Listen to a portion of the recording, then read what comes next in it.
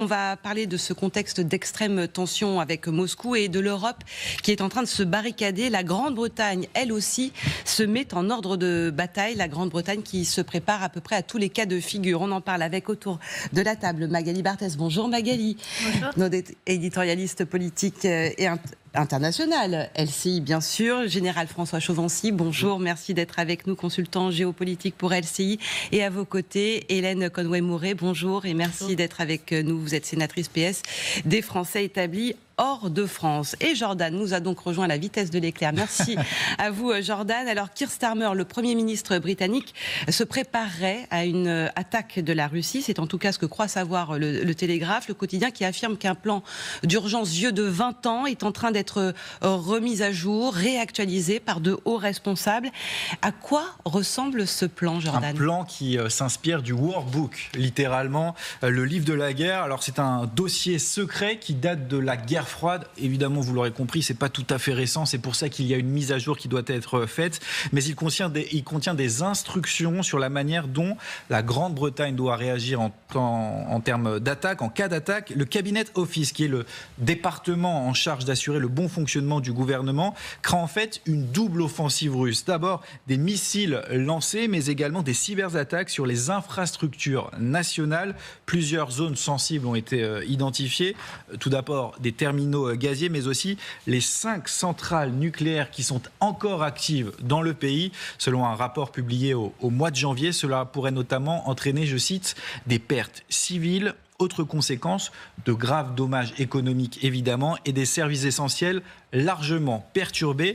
Les responsables de la défense ont également appelé la Grande-Bretagne à développer son propre dôme de fer sur le modèle de ce qui se fait actuellement, en tout cas en Israël, afin de se protéger des attaques de missiles. Une prise de conscience qui semble être opérée depuis quelques temps de l'autre côté de la Manche, à l'image de cette déclaration de Keir Starmer qui était en visite il y a quelques jours chez l'un des plus grands fournisseurs d'équipements de défense de l'armée britannique. Regardez ce qu'il disait.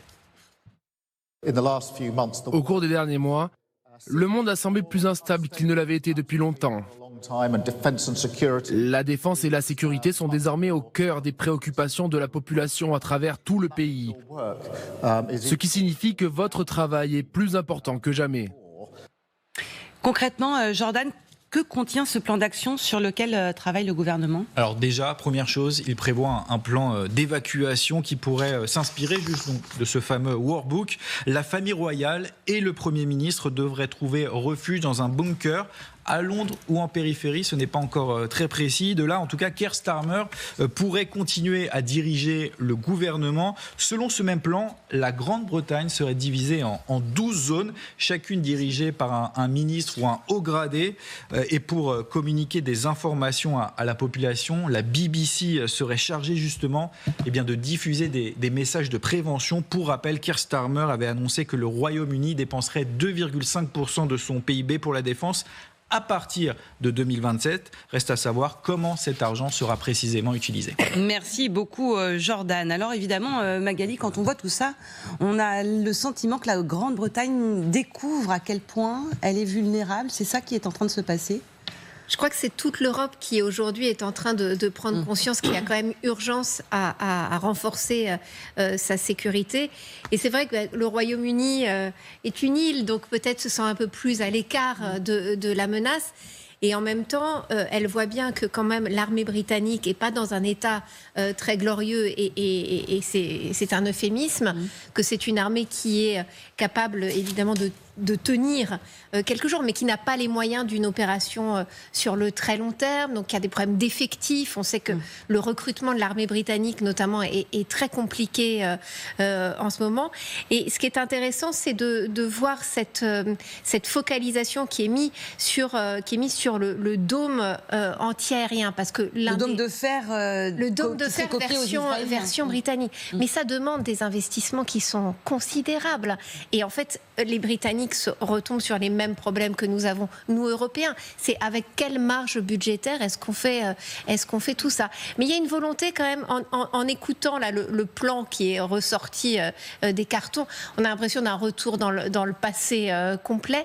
Il y a quand même une volonté en ce moment, avec ces plans d'évacuation, cette remobilisation des réservistes que l'on voit un peu aux quatre coins de l'Europe, quand même de travailler l'opinion publique de tous ces pays-là pour dire la guerre, elle n'est pas si loin que ça. Il y a un peu de catastrophisme, c'est ça, mais de à dessein. Oui, qui veut la paix prépare la guerre, comme dit le général en permanence. Civis pacem parabellum, comme on dit en latin, n'est-ce pas? On en revient toujours au latin d'ailleurs. Mais oui, on n'a rien inventé. Qui avait l'art de la guerre, pour le coup.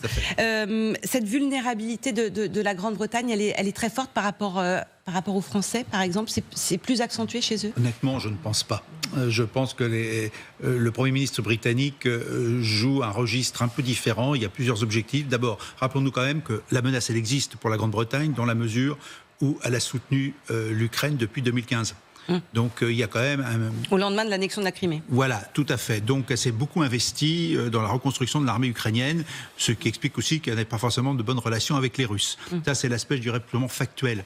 Maintenant, quand on reprend quelques explications du Premier ministre, il relie tout ce qu'il vient de dire à la relance de l'industrie. C'est-à-dire qu'on parlait de capitaux.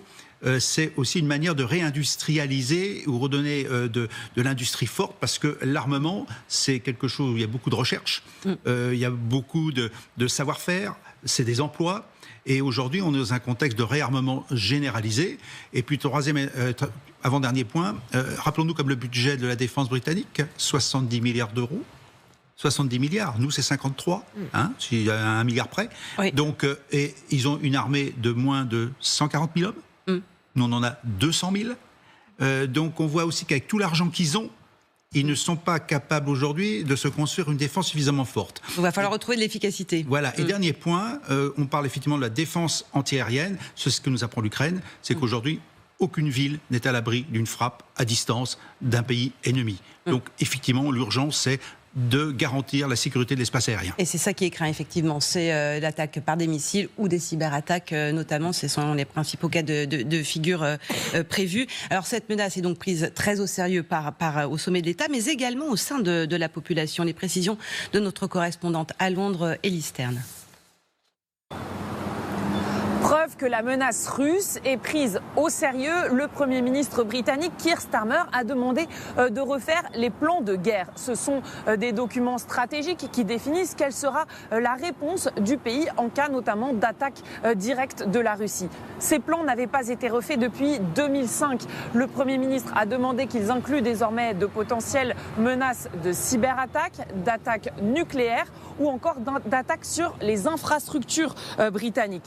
Autre enjeu de ces plans, la protection de la famille royale et du gouvernement dans des bunkers ou hors de Londres. Le but est en tout cas de s'assurer qu'il y ait un gouvernement qui fonctionne, même en temps de guerre.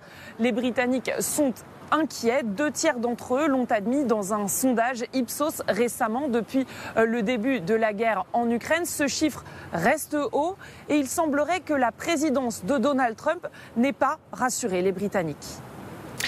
Ça veut dire que quand même les Britanniques le comprennent bien, cette menace, c'est pas que du catastrophisme de la part du gouvernement britannique, ils le ressentent profondément.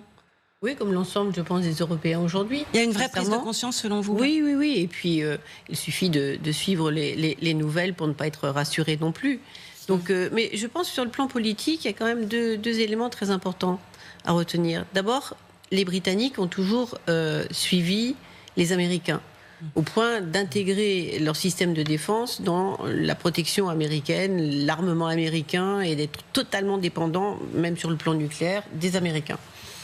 Donc là, pour moi, mon interprétation, c'est que quand même, on voit un manque de fiabilité. Le désintérêt croissant des Américains. Là, pour le coup, c'est un manque de confiance quant à la fiabilité des Américains de continuer à être un partenaire qui va assurer la sécurité au Royaume-Uni. Et donc, les Britanniques montrent aujourd'hui tous les signes d'un pays qui se dit qu'il va falloir qu'il l'assure tout seul. Et puis le deuxième point politique, et là il vient d'être très bien présenté, c'est que nous avons besoin, en effet, sur le plan politique, à la fois de convaincre la population de faire des sacrifices sur le plan financier, parce que l'argent qui sera donné à la défense ne sera pas donné ailleurs. Donc il va falloir le trouver à un moment. Enfin, c'est pas comme si les économies européennes étaient toutes brillantes et prospères aujourd'hui. Donc cet argent, il faudra le trouver, et donc on va demander des sacrifices. Il faudra que la population soit d'accord, et elle ne sera d'accord que si elle pense qu'en effet c'est absolument essentiel pour assurer sa sécurité. Donc je pense que là, on a, avec l'exemple anglais, finalement, ce qui se passe réellement sur l'ensemble du continent aujourd'hui. C'en est l'expression, parce que ce pays est de tous les pays peut-être le plus fidèle à la défense américaine, parce que bon, nous les Français c'est un peu facile parce que nous avons été indépendants, enfin nous avons un peu cette et qui pourrait se retrouver très désemparés, ce qui a l'air d'être le cas. Et donc il se prépare à devoir assurer. Et puis bon, quand même les Russes depuis longtemps créent des problèmes au niveau des câbles sous-marins. Oui. Il y a eu quand même l'attentat Skripal, c'est ça. Voilà, Skripal, voilà, qui a profondément choqué les Britanniques et qui en parlent encore aujourd'hui. Pourtant, ça s'est passé il y a 6 ou 7 ans.